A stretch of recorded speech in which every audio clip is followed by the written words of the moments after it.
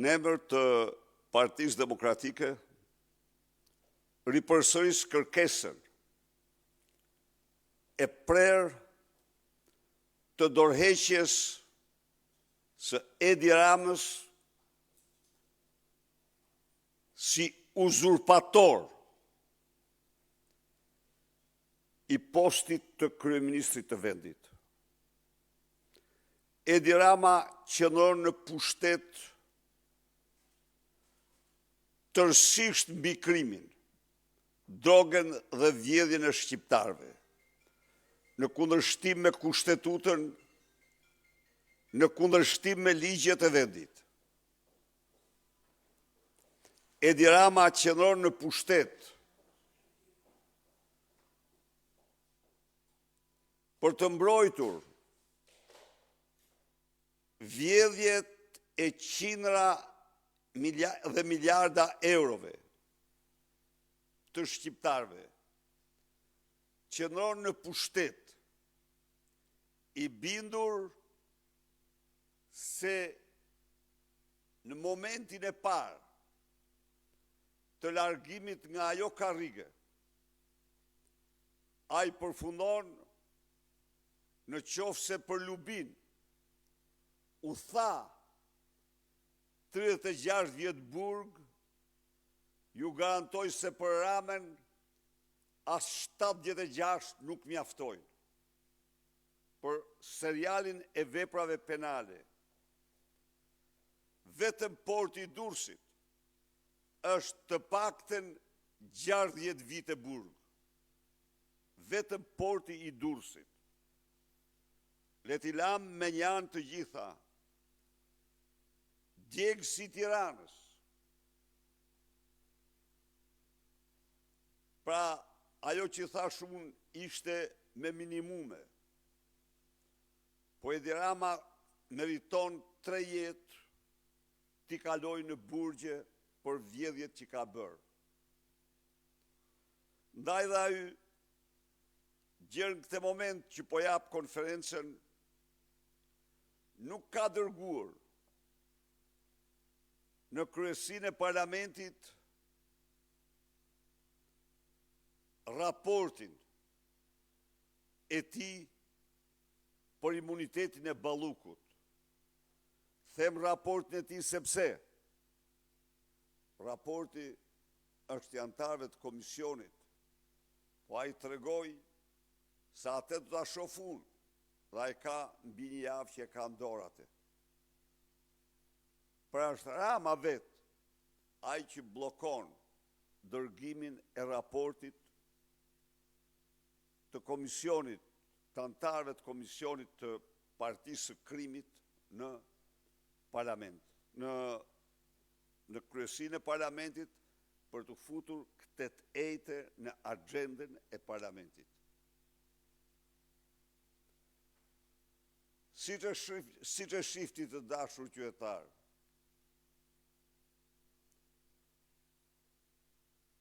gjithçka dëshmon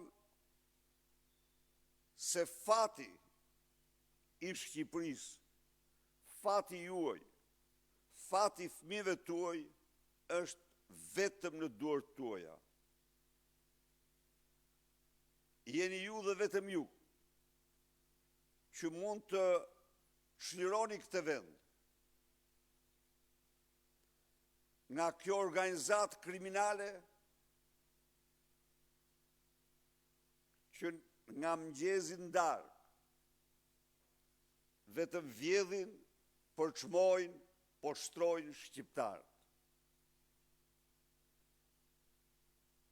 Është sot më imperative se kur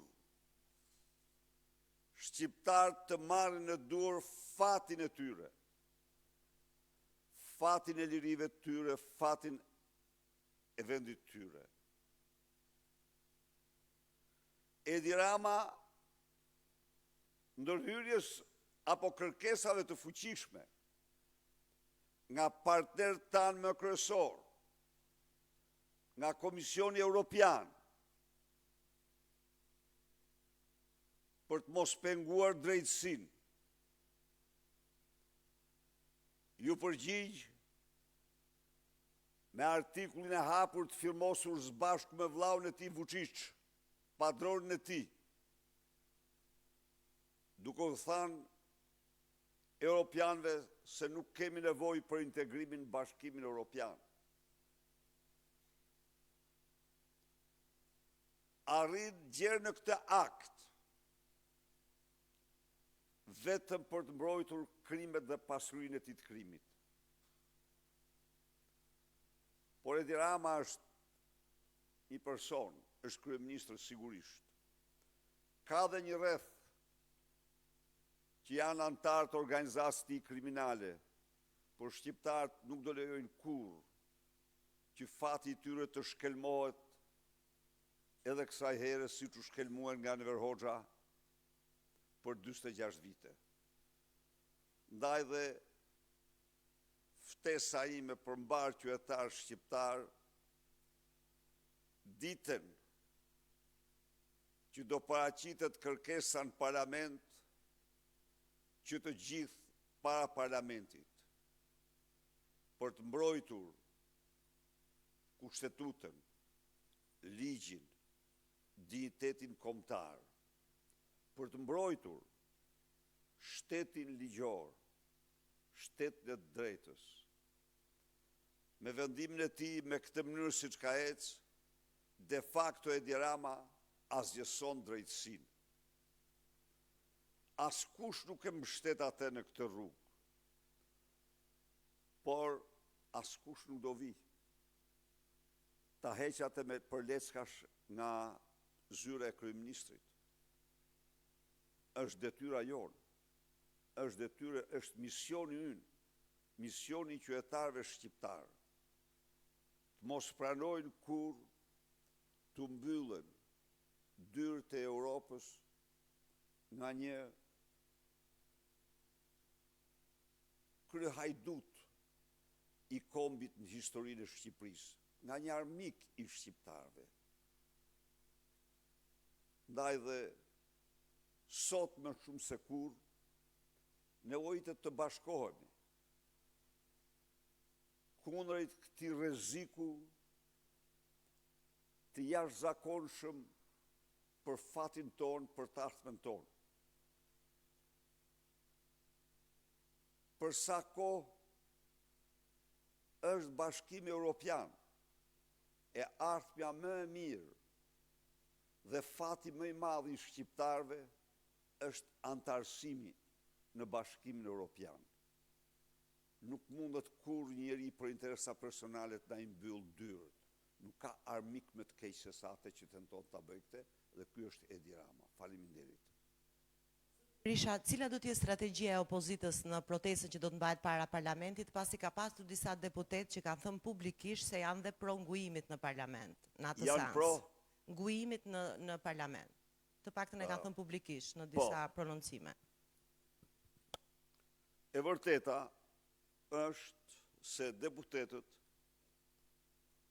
prej kohësh kanë shprehur vendosurinë që të kalojnë dhe në akte sublime, grevurie,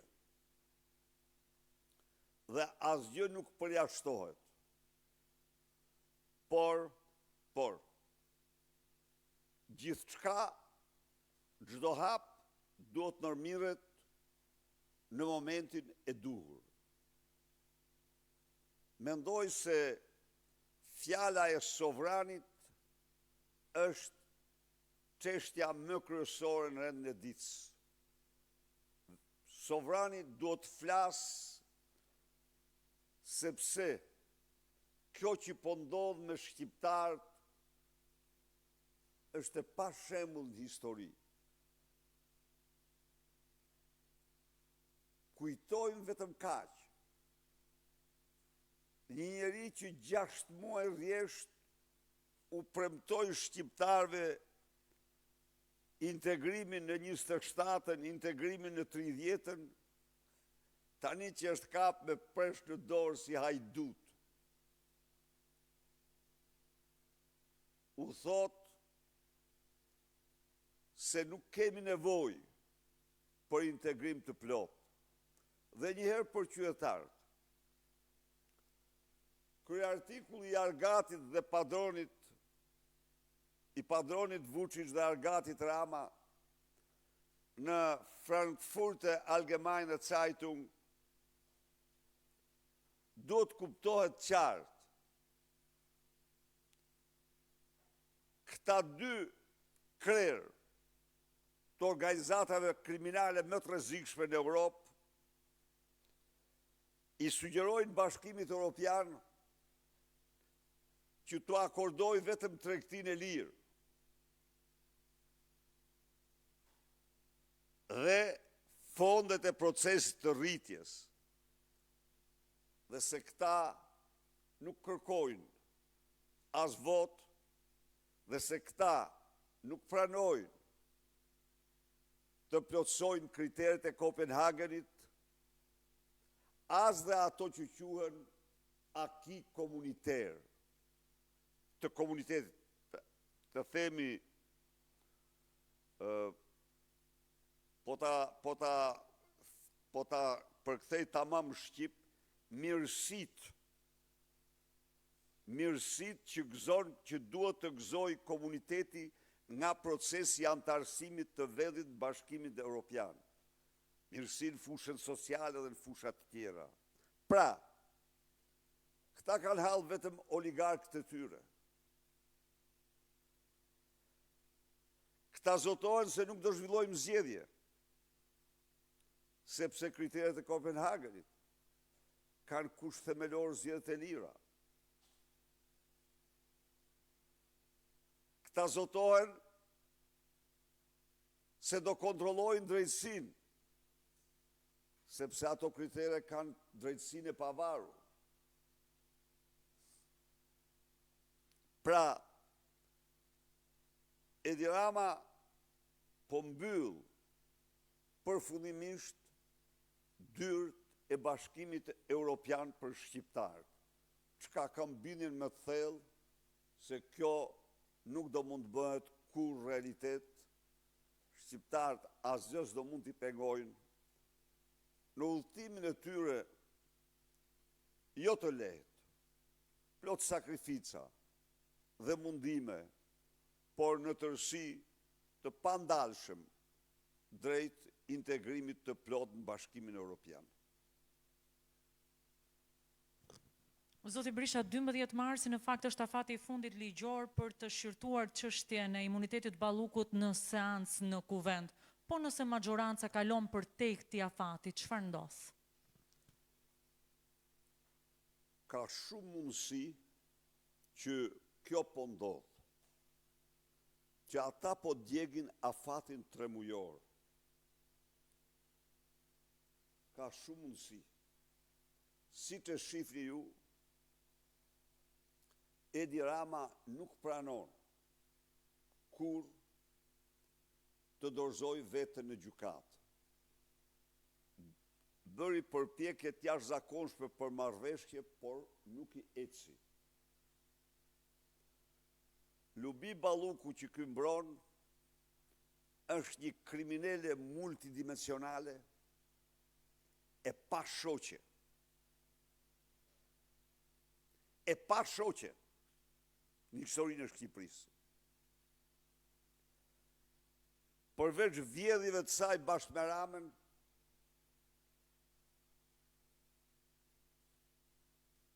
bashkë me ish burrin e saj, e mor të vesh ju. Atë e ka me divorc gjoja, po jo për të vjedhë. Për të vjedhë janë bashkë me kolballen. Transaksionet e tij janë të pafundme. Bashkë me soj dhe sorolopin e saj, ka bërë përpjekje të hapura për të dëmtuar provat. Ka kërcënuar zyrtarët e drejtësisë me banda dhe bandit. Çka fakton se të gjitha kërcënimet që janë bërë prokurorëve të SKAP, të SPAK-ut, janë bërë nga qeveritarët me bandat e tyre. Po, u janë dërguar mesazhe kërcënuese, vdekjeprurse. Dhe prapas tyre qëndron e tëra Lubia dhe Edi Rama. Faktikisht, me këto veprime, ai asgjëson sistemin e drejtësisë në Shqipëri. Sistemi i drejtësisë groposet. Çka nuk ka ndodhur, edhe kur shtet nuk kishin ligjin e tyre shqiptarët. Kishin kodin e tyre civil, kodin e tyre penal, kishin gjykatat, pleqësitë e tjera me radhë. Kjo që po bën ky është e pashembull në historinë e shqiptarëve. Por të gjitha faktojnë se strumullari i të gjitha këtyre është ai vetë. Akshi është vorbulla më e zezë në historinë e shtetit shqiptar. Ergy Sagasi është Edi Rama, njeriu që organizon vrasje, njeriu që organizon vjedhjen e të gjitha të dhanave të qytetarëve shqiptarë, për t'ia u dhënë bandave dhe armiqve të Shqipërisë. Ergy Sagasi, me videot e tij, i ka komprometuar këta më shumë se ato të Pshtenit janë lule, të Pshtinit. Çfarë ka zyra e Agasit. Duke filluar nga Rama vetë, dhe vazhduar me ministra, me drejtues kryesor institucionesh, me prokuror, me gjykatës, me policë e të tjerë. Pra, janë shqiptarët, ata të cilët do të thonë fjalën e tyre. Vetëm një gjë, sot askush nuk mund të thotë se unë nuk e dita. Nuk e dita.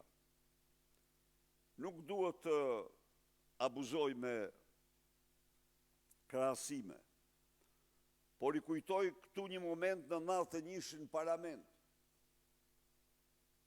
kur një eksponent i Partisë Socialiste u ngrit dhe tha, nga ta dija unë se Enver Hoxha kishte 3 dynym qylyma persian në shtëpi. Ai nuk e dinte. Ai dinte që Enver Hoxha ka vra, ka pre, ka bë të gjitha, po për ato ishte bashkautor dhe vetë, kurse tek qylymat nuk e dinte. Prandaj edhe kurse tani për Edi Ramën dihen të gjitha. Nuk mund thot njeri që nuk dita. Ndaj dhe duhet dalim bashkohemi. Të japim atë që meriton kësaj ati dhe organizatës ti kriminale. Në ditën që Edi Rama dhe Aleksandar Vučić kanë publikuar një artikull të përbashkët, Aleksandar Vučić në rrjetet e tij sociale publikoi një shënim ku e citoj: Kosova është Serbi, ishte dhe do të jetë fundi i historisë.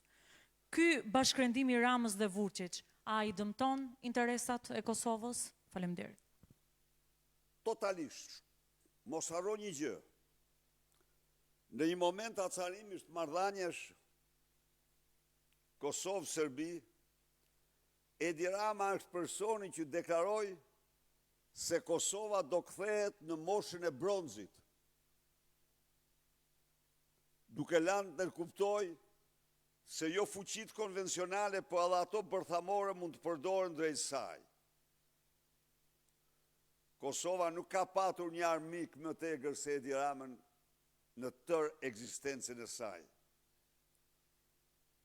Shikoni ju, në studio televizive shqiptare se si agentit e Beogradit kalojnë si hjena nga një studion tjetër për të mbrojtur Edi Ramën me porosit Vučićit. I keni pa vetë ju. Shikoni Stanishiqin, se si pronotohet në 3 studio në një natë, me detyrim nga Edi Rama për zbatu urdhat e Vučićit në mbrojtje të tij. Nuk ka. Kosova, dhe duhet të them, sa ai armiqësinë ndaj Kosovës e ka të lidhur direkt me Vučićin dhe trashëgiminë e tij. Çfarë u thot ky sot për padronën e tij në një kohë kur ai ka deklaruar hapta se mbështet Iranin dhe ka bërë këtë sepse ka marrë shahid nga Irani për të përdorur kundër shqiptarëve. Lexoni pak se çfarë thot ai për sulmet e Shteteve të Bashkuara dhe Izraelit ndaj Iranit. Se si dënon ai vrasjen e diktatorit më mizor që Irani ka njohur në histori.